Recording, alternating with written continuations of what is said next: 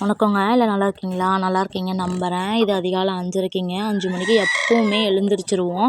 5:30 வாக்கில் தாங்க நான் அந்த வீடியோவுமே எடுத்தேன். கிளைமேட் சூப்பராக இருந்துச்சு, அதனால தான் எடுத்துட்டேன். அதுக்கப்புறம் பார்த்திங்கன்னா, மாடு கன்று வேலை இருக்குது. நான் பால்காரங்க போனதுக்கப்புறம் நான் சாப்பாடு செய்ய ஆரம்பிக்கிறதுக்கு முன்னாடியுமே நான் சாணி அள்ளி முடிச்சிருவேன். ஏன்னா நம்ம ஒரு நேரம் பட்னியாக கிடக்கலாம், மாடு அது மாதிரி கிடக்காது. அதனால் தவிடு கமிச்சு கொண்டு போய் நான் கட்டிட்டு சாணி வாரி கொட்டிடுவேன்.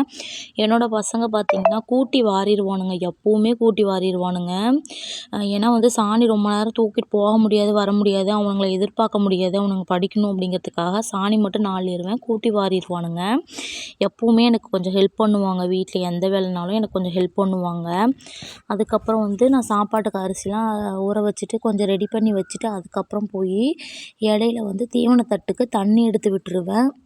ஏன்னு பார்த்திங்கன்னா, மழை இருந்தது, இருந்தாலுமே அந்த மழை தீவனத்தட்டுக்கு போதுமானதாக இல்லை.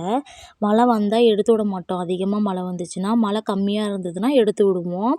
இந்த தட்டு தண்ணி பத்தாதுங்கிறதுக்காக நாங்கள் எடுத்து விட்ருவோம். அதுக்கப்புறம் பார்த்திங்கன்னா, மாடு கன்றெல்லாம் சைடில் கொஞ்சமும் பின்னாடி கொஞ்சமும் பிடிச்சிட்டு போய் கட்டிட்டு, ஆடு அதுக்கப்புறம் தான் பிடிச்சிட்டு போய் பின்னுக்கால கட்டணும். கோழி எப்போவுமே 11 மணிக்கு பக்கமாக தான் திறந்து விடுவோம். அதுக்கு இடையில தண்ணி, அரிசி இதெல்லாம் வச்சுருவோம். அதுக்கப்புறம் பார்த்திங்கன்னா, நாங்கள் ஸ்கூலுக்கு நான் கிளப்பி விட்டுட்டு அதுக்கப்புறமா தான் நான் பிள்ளைங்கள நான் கூட்டிகிட்டு போனேன். டைம் வேறு ஆகிடுச்சு, மணி 8:45 ஆகிடுச்சு. 8:50க்குலாம் வேன் வந்துடும். என் பசங்க இங்கே சாப்பிடாம அங்கே போய் தான் சாப்பிட்டானுங்க. அங்கே பாருங்கள், வீடு அங்கே இருக்குது, அதுதான் எங்களோட வீடு.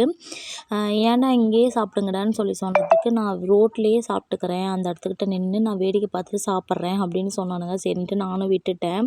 ஸ்கூல் வேன் ஏற்றி விட்டு நான் வந்துட்டேன்.